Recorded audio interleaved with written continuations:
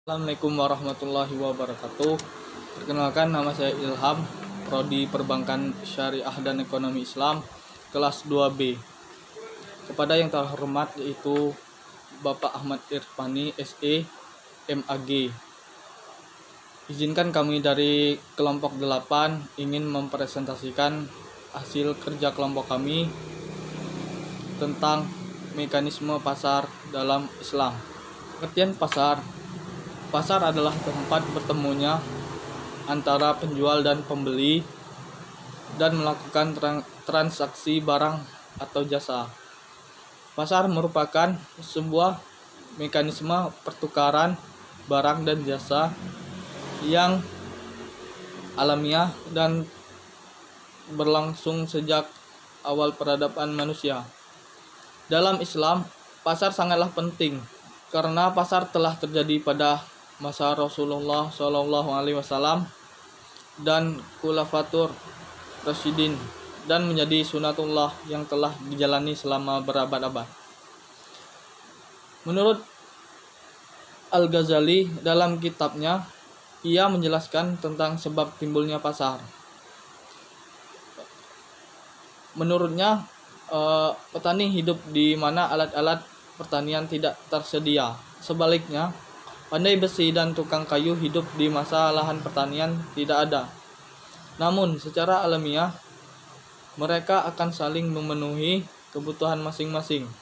Dapat saja terjadi tukang kayu membutuhkan makanan, tetapi petani tidak membutuhkan alat-alat tersebut.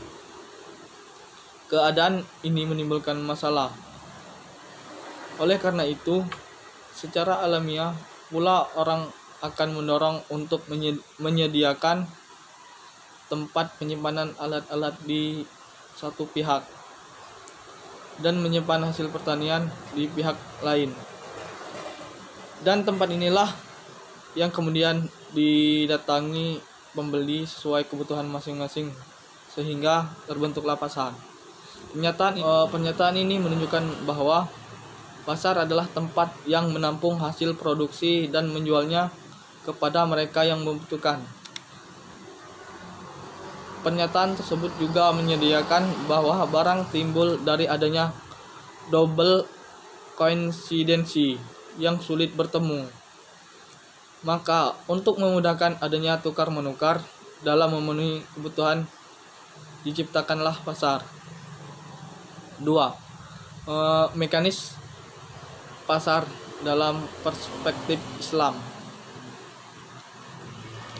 Pasar selama ini berkembang khususnya di Indonesia tertuju pada upaya pemaksimalan untuk mencapai keuntungan sebesar-besarnya dan cenderung terfokus pada kepentingan sepihak. Sistem tersebut nampaknya kurang tepat dengan sistem ekonomi syariah yang menekankan konsep manfaat yang lebih luas pada kegiatan ekonomi, termasuk di dalamnya mekanisme pasar, dan pada setiap kegiatan ekonomi itu mengacu kepada konsep muamalah dan menjunjung tinggi asas-asas keadilan. Selain itu,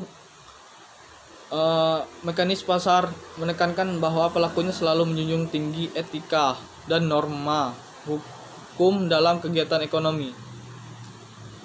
Realisasi dan konsep syariah itu memiliki 3 ciri yang mendasar, yaitu prinsip keadilan, menghindari kegiatan yang dilarang, dan perhatikan aspek kemanfaatan. Ketiga prinsip tersebut berorientasi pada terciptanya sistem ekonomi yang dimana sistem ekonomi itu menjadi seimbang, yaitu keseimbangan antara memaksimalkan keuntungan dan pemenuhan syariat dalam mekanisme pasar. Dalam hal mekanisme pasar, dalam konsep Islam akan tercipta prinsip syariah dalam bentuk-bentuk nilai yang secara umum dapat dibagi menjadi 2 perspektif, yaitu makro dan mikro. Nilai syariah dalam perspektif mikro menekankan aspek kompetensi atau profesionalisme dan sikap amanah, sedangkan dalam perspektif makro, nilai-nilai syariah menekankan aspek distribusi atau cegah pelanggaran riba dan kegiatan ekonomi yang tidak memberikan manfaat secara nyata kepada sistem perekonomian. Oleh karena itu, dapat dilihat secara jelas manfaat sistem perekonomian Islam dalam pasar yang ditunjukkan tidak hanya kepada warga masyarakat Islam, melainkan kepada seluruh umat manusia, rahmatan lil alamin. Mungkin itu saja dan akan dilanjutkan oleh saudari Tri. Warahmatullahi wabarakatuh. Perkenalkan, nama saya Tri Rahmadani. Saya ingin melanjutkan presentasi dari rekan saya, saudara Ilham. Di sini saya akan menjelaskan harga dan persaingan sempurna pada pasar Islami. Pertama, menurut Abu Yusuf, masyarakat luas memahami bahwa harga suatu barang hanya ditentukan oleh jumlah penawaran saja. Dengan kata lain, bila hanya tersedia sedikit barang, maka harga akan mahal. Sebaliknya, jika tersedia banyak barang, maka harga akan turun. Mengenai hal ini, Abu Yusuf dalam kitab Al-Kharaj mengatakan tidak ada batasan tertentu tentang murah dan mahal yang dapat dipastikan. Hal tersebut ada yang mengaturnya. Prinsipnya tidak bisa diketahui. Murah bukan karena melimpahnya makanan, demikian juga mahal bukannya karena kelangkaan makanan. Murah dan mahal merupakan ketentuan Allah Subhanahu wa Ta'ala. Kedua, menurut Ibnu Taimiyah, pasar yang ideal menurut Ibnu Taimiyah adalah pasar bebas dalam bingkai nilai dan moralitas Islam, yaitu pasar yang bersaing bebas, kompetitif, dan pasar tidak terdistorsi antara pasar dan penawaran. Ibnu Taimiyah melarang intervensi pemerintah dalam pasar karena akan mengganggu ekuilibrium pasar, kecuali jika ada yang mendistorsinya, seperti penimbunan harga ditentukan oleh kekuatan permintaan dan penawaran. Naik turunnya harga tidak sesuai diakibatkan oleh kezaliman orang-orang tertentu. Hal diminta apabila permintaan naik dan penawaran turun. Harga-harga akan naik, sementara apabila persediaan barang meningkat dan permintaan terhadapnya menurun, harga pun turun. Terakhir, Ibnu Khaldun dalam bukunya yang monumental Al-Qadimatu, ia membagi barang-barang menjadi dua kategori, yaitu barang pokok dan barang mewah. Jika suatu kota berkembang dan jumlah penduduknya semakin banyak, maka harga barang-barang pokok akan menurun, sementara harga barang mewah akan naik. Hal ini disebabkan oleh meningkatnya penawaran bahan pangan dan barang pokok lainnya, sebab barang ini sangat penting dan dibutuhkan oleh setiap orang sehingga penggadaan akan diprioritaskan.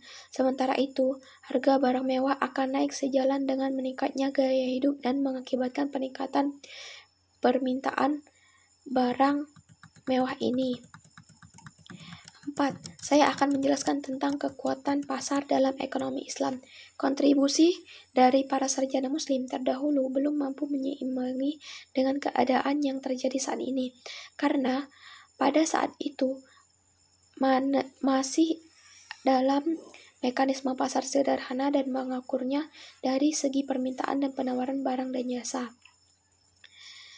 A. Permintaan. Permintaan merupakan satu elemen yang menggerakkan pasar. Istilah yang digunakan oleh Ibnu Taimiyah untuk menunjukkan permintaan ini adalah keinginan. Keinginan yang muncul pada konsumen sesungguhnya merupakan sesuatu yang kompleks, dikatakan berdasarkan dari Allah.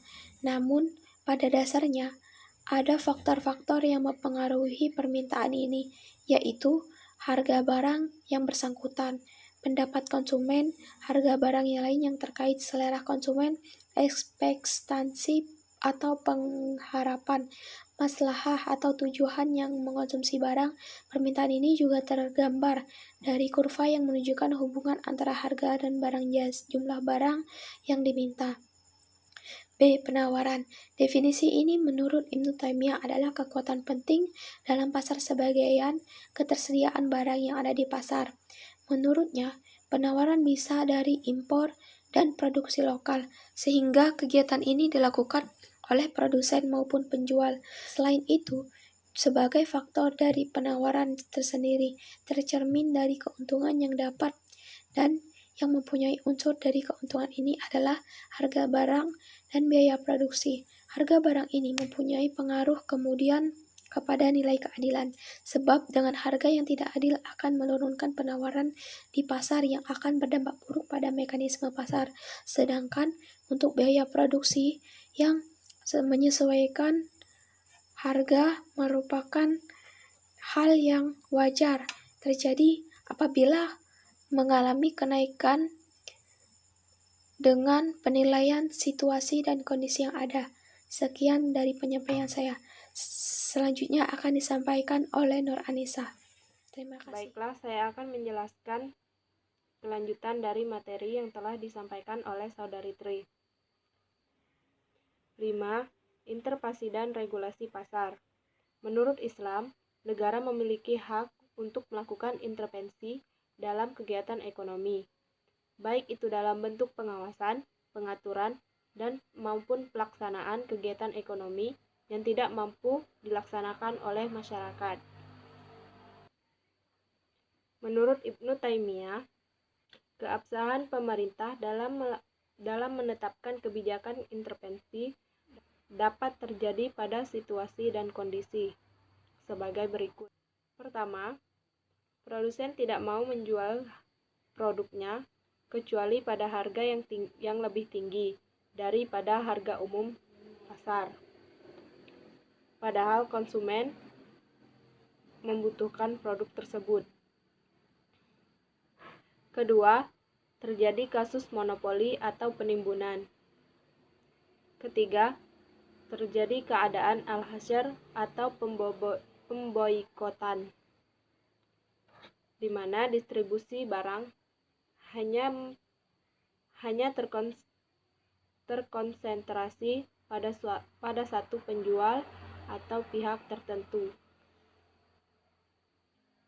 Adapun tujuan adanya intervensi pasar yang dilakukan oleh pemerintah menurut Ibnu Qudamah al-Maqdisi adalah sebagai berikut. Intervensi harga menyangkut kepentingan masyarakat untuk mencegah ihtikar dan gaban fahishi atau mengambil keuntungan di atas keuntungan normal dan menjual di atas harga pasar, dan untuk melindungi kepentingan masyarakat yang lebih luas. Adapun regulasi harga atau bagian dari intervensi pemerintah memiliki 3 fungsi, yaitu fungsi ekonomi, fungsi sosial, dan fungsi moral. 6. Distorsi pasar. A. Penimbunan barang. Pedagang dilarang melakukan ihtikar, yaitu melakukan penimbunan barang dengan tujuan spekulasi, sehingga ia mendapatkan keuntungan besar di atas keuntungan normal, atau dia menjual hanya sedikit barang untuk mendapatkan barang yang lebih tinggi, untuk mendapatkan harga yang lebih tinggi, sehingga mendapatkan keuntungan di atas keuntungan normal. B. Penetapan harga. Tas'ir atau penetapan harga merupakan salah satu praktik yang tidak dibolehkan oleh syariat Islam. Pemerintah ataupun yang memiliki otoritas ekonomi tidak memiliki hak dan wewenang untuk menentukan harga.